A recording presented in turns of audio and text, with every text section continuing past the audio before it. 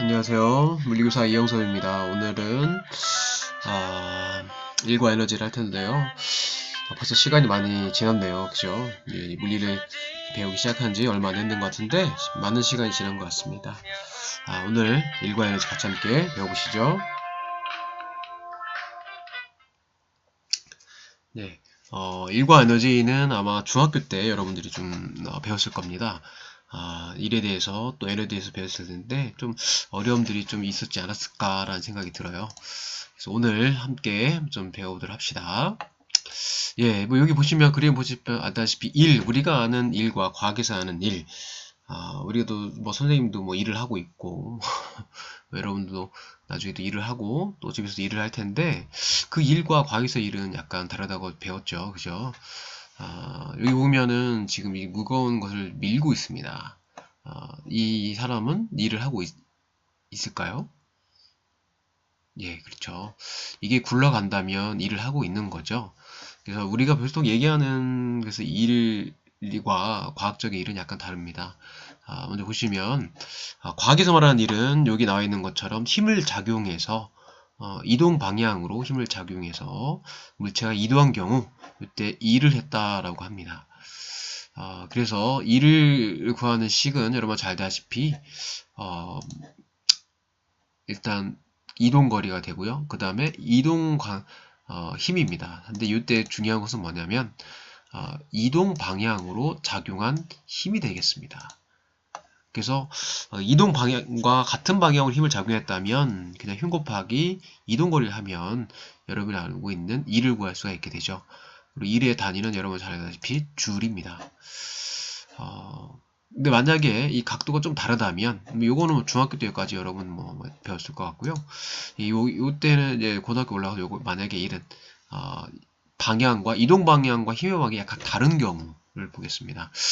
아시다시피, 여러분들 잘 아는 것처럼, 이동 방향과, 그리고, 힘의 방향이 수직인다면, 그것은 사실 일 크기가 사실 0이 되죠.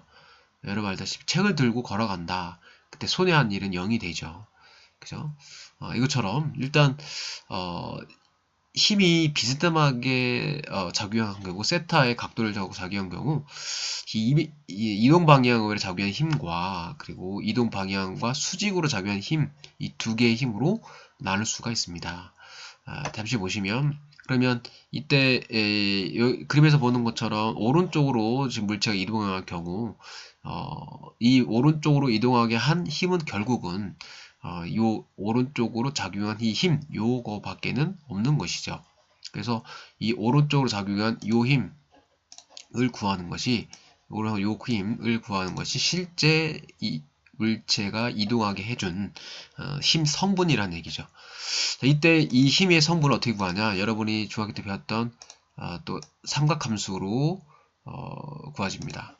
그래서 이 F에다가 코사인 세타를 곱해준다. F에다 코사인 세타. 그래서 아까 얘기했던 이동 방향과 힘의 방향이 같은 경우는 힘 곱하기 이동거리인데 다른 경우 이와 같이 세타 각도만큼의 어떤 방향이 서로 이제 다른 경우는 그 앞 뒤에다가 코사인 세타를 곱해준다. 그래서 여러분 알다시피 코사인 60도가 2분의 1이죠. 그리고 코사인 30도가 2분의 루트 3 이거를 곱해주면 실제 해준 일이 되겠습니다. 자, 그러면 여러분 알다시피 그래프가 되게 중요하다고 그랬습니다. 그래서 힘 이동거리 그래프에서 과연 이 힘과 이동거리 그래프에서 면적은 뭘 의미하냐? 면적은 알다시피 x와 y를 곱하라고 그랬죠. 그래서 이 면적은 힘과 이동거리를 곱한 한 일이 됩니다. 힘이 일정하지 않을 때도 이때 이 면적이 바로 한 일이 되죠. 그래서 힘과 이동거리가 그래프가 나왔을 때에 일을 쉽게 구할 수가 있습니다. 그래서 면적을 구하면 한 일을 쉽게 구할 수 있는 것이죠. 자, 그러면 여기서 이제 일과 에너지의 관계를 간단하게 좀 살펴보시면, 자, 여기는 컬링이죠. 여기 지금 선수가 이 컬링 스톤을 밉니다. 미면 힘을 작용해서 이 컬링 스톤이 움직이기 시작을 하죠. 움직이기 시작해서 이동을 하게 됩니다. 그러면 이 선수는 이 컬링스톤에 해준 일을 해줬어요. 아시다시피 일을 해준 만큼 이 컬링스톤이 나중에 어떻게 됩니까? 운동을 하게 되죠. 운동을 하게 됩니다. 그래서 일을 해준 만큼 운동 에너지가 변하게 됩니다. 운동 에너지가 변화가 됩니다. 자, 그래서 이것을 뭐라고 그러냐? 일, 운동, 에너지 정리라고 합니다. 일, 운동, 에너지 정리. 즉, 한 일은 운동 에너지. 운동 에너지는 여러분 알다시피 2분의 1 m v의 제곱이죠. 운동 에너지의 변화를 나타내는 요 식이 되겠습니다. 요 앞에 거는 뭐 이거를 유도하기 위한 것인데요. 참고로만 여러분 보시면 되겠습니다. 여기 알다시피 예전에 등가속도 직수화 운동의 식이 있죠. 이 시기를 좀 약간 풀어서 이런 형식으로 나타내 준 것이 되겠고요. 중요한 것은 뭐냐? 물체의 일을 해준 만큼 물체의 뭐가 변한다? 운동 에너지가 변한다. 그래서 일 운동 에너지 정리가 되겠습니다.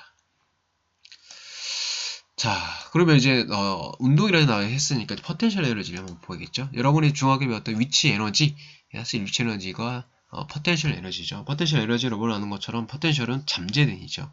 실제로 위치 에너지 한국어로 쓴 위치 에너지보다 좀 더 정확한 명칭은 사실 포텐셜 에너지가 맞다고 볼 수 있겠죠. 자, 여기 보시면 일단 뭐 물레방을 돌리는 이 물이 떨어져서 물레방을 돌리는데요. 사실 물이 갖고 있는 요 위에서 갖고 있는 이 물리의 에너지가 바로 이 포텐셜 에너지가 되겠죠. 그리고 여기 댐도 마찬가지죠. 이 수차를 돌리는 이 물이 갖고 있는 에너지는 사실 운동 에너지인데 이 운동 에너지는 뭐가 처음에 되냐? 바로 물에 바로 포텐셜 에너지가 될 겁니다.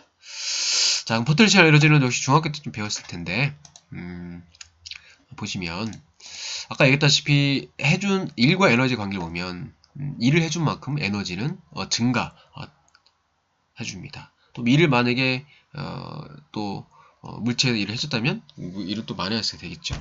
해준 일은 줄어들어야 되겠죠. 자, 여기서 보시면 그래서 요 물체 질량이 M인 물체를 힘을 가지고 쭉 위로 올릴 때에 얼마의 힘이 필요하냐면 당연히 중력만큼의 힘을 작용해야지만 얘가 들어 올려지겠죠. 그때 이 높이 H만큼을 들어 올렸을 때에 분명히 해준 일은 이걸 것입니다. 힘 곱하기 이동거리. 이동거리는 당연히 높이만큼 될 거고요. 그 다음에 이 힘은 중력, 즉 mg가 되겠습니다. 그래서 어떤 물체가 이 h 높이만큼에 있다, 이 얘기는 누군가 이 물체를 기준점에서부터 위까지 일을 해준 것이죠. 그래서 이 위치 에너지는 뭐냐? mgh입니다. mgh 질량 곱하기 중력 곱하기 즉 중력 곱하기 이동거리 높이 즉 mgh가 되겠습니다. 이게 바로 포텐셜 에너지다. 여기서는 당연히 중요한 것은 기준점이죠. 자, 그 다음에 포텐셜 에너지에서는 이런 여러분이 잘 알고 있는 중력에 의한 중력 포텐셜 에너지, 즉 여러분이 알고 있는 위치 에너지만 있는 것이 아니고 또 탄성력에 의한 것도 있을 거예요. 여러분 알다시피 이 상황, 활을 잡아 당기고 있는 이 상황에서 지금 눈에 움직이는 운동 에너지는 없지만 얘를 딱 놓게 되면 이 탄성력에 의해서 이 중력, 화살이 움직이면서 운동 에너지를 갖게 될 것입니다. 지금 이 상황에서 지금 잠재되어 있는 잠재되는 에너지를 뭐냐면 탄성에 의한 탄성 포텐셜 에너지입니다. 여기도 마찬가지죠. 장대 오페시티 이것도 역시 휘어있는 이 상황에서 잠재되어 있는 것은 역시 탄성 포텐셜 에너지고요. 공도 마찬가지입니다. 공을 던졌을 때 공이 찌그러들면서 탄성 포텐셜 에너지로 갖고 있다가 이게 복원되면서 탄성력에 의해서 다시 튕겨 오르는 것이죠. 자, 그럼 탄성 포텐셜 에너지는 뭐냐? 여기 마찬가지로 이 용수철을 늘릴 때 해준 일이 있을 겁니다. 해준 일만큼 이 탄성 포텐셜 에너지로 저장이 되는 것이죠. 그러면 과연 이제 이때 해준 일은 뭐 당연히 힘 곱하기 거리겠죠. 여기 보면 용수철 상수가 K인 용수철을 X만큼 변화시켰을 때 작용한 일은 당연히 탄성력만큼 작용했을 것입니다. 자, 그러면 탄성력에다가 해준 일을 곱하면 되는 것이죠. 자, 그런데 이 탄성력은 일정하지는 않죠. 여기 중력 포텐셜 에너지처럼 일정하지 않습니다. 이때 중력은 사실 mg로 작용할 때 일정하죠. 그래서 중력 포텐셜, 중력에다가 이동거리 곱해주면 mgh로 간단하게 끝나는데요. 탄성력은 다릅니다. 여러분 아시다시피 늘어난 길이가 길수록 탄성력은 커지죠. 그리고 지난번에 아까 얘기했던 힘, 이동거리 그래프에서 면적이 뭘 의미한다고요? 바로 1, 해준 일이다. 요 해준 일만큼 바로 에너지가 포텐셜 에너지로 조정이 되는 것이죠. 이 면적이 바로 뭐냐? 해준 일이고 그 해준 일은 바로 탄성 포텐셜 에너지가 된다는 얘기입니다. 자, 그럼 요건 당연히 삼각형이기 때문에 2분의 1 곱해주고요. 그 다음에 요 y 값이 kx고 요건 x기 때문에 kx 제곱이 된다 이것이요. 이와 같이 이제 탄성 포텐셜 에너지입니다. 자, 그러면 이 에너지가 서로 전환이 된다. 전환이 되는 얘기죠. 여러분 아시다시피 롤러코스터 너무나도 재밌죠.